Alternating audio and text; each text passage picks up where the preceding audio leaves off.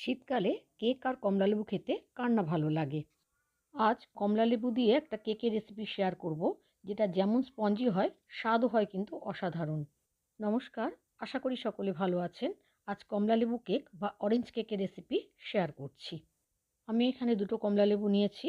এর খোসার থেকে কিছুটা জেস্ট আমি গ্রেট করে নিয়েছি। গ্রেট করার সময় ভেতরে সাদা অংশ যেন গ্রেট হয়ে না যায়, তাহলে কিন্তু কেকটা তেতো হয়ে যাবে। তারপর লেবুর কোয়ার থেকে রস বার করে আমি ছেঁকে নিয়েছি। কমলালেবু দুটো থেকে মেজারিং কাপের হাফ কাপ রস হয়েছে, সেটা আমি একটা পাত্রে ঢেলে নিলাম। আমি মেজারিং কাপ দিয়ে মেপে সমস্ত উপকরণ দেব। আপনারা কিন্তু যে কোনো বাটি বা কাপ মেপে উপকরণগুলো দিতে পারেন। কেক তৈরি করতে মাপ ঠিকঠাক না হলে কিন্তু কেকটা সফট হয় না। এর মধ্যে দিলাম মেজারিং কাপের 1/3 কাপ সাদা তেল বা রিফাইন্ড অয়েল। গলানো বাটারও দেওয়া যেতে পারে। হাফ কাপ চিনি গুঁড়ো করে 3/4 কাপ হয়েছে, সেই গুঁড়ো চিনিটা এর মধ্যে দিয়ে দিলাম। আর দিলাম 1/3 কাপ টক দই। এই উপকরণগুলো সমস্ত খুব ভালো করে আমি মিশিয়ে নিয়েছি। এরপর এর মধ্যে শুকনো উপকরণগুলো দেব। কেকটা তৈরি করতে আমি মেজারিং কাপের 1.5 কাপ ময়দা ব্যবহার করব। প্রথমে 1 কাপ ময়দা দিয়ে আমি চেলে নিয়েছি। তারপর দিলাম হাফ কাপ ময়দা, তার সাথে 1 টিস্পুন বেকিং পাউডার আর হাফ টিস্পুন বেকিং সোডা। এবারে উপকরণগুলো ভালো করে চেলে নিয়েছি। অনেকে কেকের ব্যাটারে একটু লবণ দেন, যদি চান তাহলে সামান্য লবণ এখানে দিয়ে দিতে পারেন।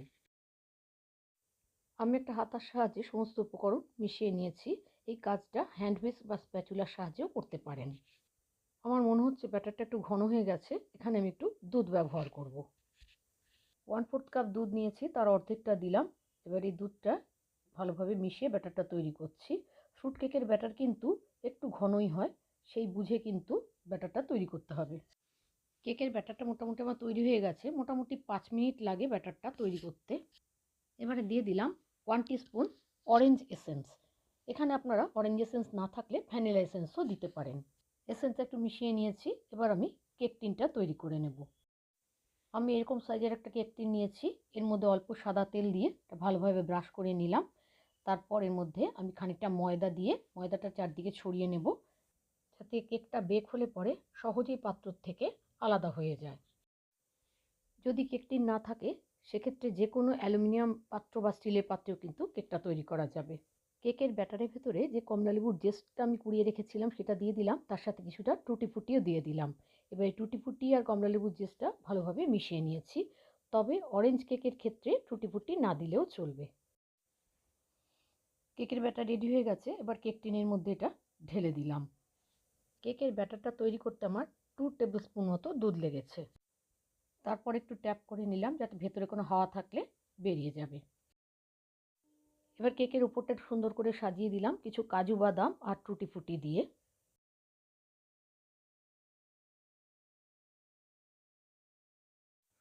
গ্যাসে একটা কড়াই বসিয়ে তার মধ্যে স্ট্যান্ড দিয়ে আমি 5 মিনিট হাই ফ্লেমে প্রিহিট করে নিয়েছি। এবার কেক টিনটা তার মধ্যে বসিয়ে কড়াইটা ঢাকা দিয়ে দিলাম। লো ফ্লেমে 30 মিনিট আমি বেক করে নিয়েছি। 30 মিনিট পর কড়াইয়ের ঢাকনাটা খুলে দিলাম। দেখুন কেকটা কীরকম ফুলে উঠেছে। আবার কড়াইটা ঢাকা দিয়ে আমি আরও 10 মিনিট লো ফ্লেমে বেক করে নিলাম। এবার 10 মিনিট বাদে ঢাকনাটা খুললাম। টোটাল 40 মিনিট বাদে ঢাকনাটা খুলে আমি দেখে নিচ্ছি কেকটা তৈরি হয়েছে কিনা। একটা কাঠি ঢুকিয়ে আমি চেক করে নিচ্ছি। দেখুন কেকটা এখনও নরম আছে, সেই জন্য আরও একবার ঢাকা দিয়ে আরও 10 মিনিট আমি বেক করে নিচ্ছি। ফ্রুট কেক তৈরি হতে কিন্তু সময়টা একটু বেশি লাগে। 50 মিনিট বাদে এবার আমি চেক করে নিচ্ছি। দেখুন কাঠিটা একেবারে শুকনো বেরিয়ে এসেছে। আমি কয়েক জায়গায় ঢুকিয়ে আপনাদের দেখিয়ে দিচ্ছি কাঠিটা কীরকম শুকনো বেরিয়ে এসছে, তার মানে কেকটা সম্পূর্ণ বেক হয়ে গেছে। কেক বেক হতে কিন্তু 1 ঘন্টা পর্যন্ত সময় লাগতে পারে। এবার গ্যাসের আঁচ বন্ধ করে কেকটাকে একদম ঠান্ডা হতে দেবো, তারপর আমি কেটে দেখাচ্ছি। কেকটা ঠান্ডা হলে পরে চারদিকে একটু ছুরি দিয়ে কেকটাকে পাত্র থেকে আলাদা করে নিচ্ছি। তারপর উপরে একটা প্লেট বসিয়ে পাত্রটা উল্টে একটু টোকা দিলেই কেকটা কিন্তু বেরিয়ে আসবে। দেখুন পাত্র থেকে কেকটা কেমন আলাদা হয়ে গেছে। আর দেখুন কেমন সুন্দর সফট আর স্পঞ্জি হয়েছে।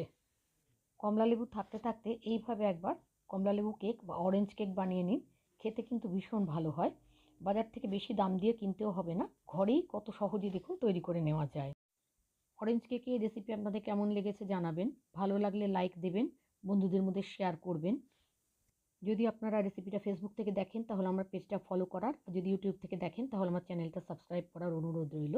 পাশের বেল বাটনটা ক্লিক করে দেবেন নতুন রেসিপির আপডেট পেতে।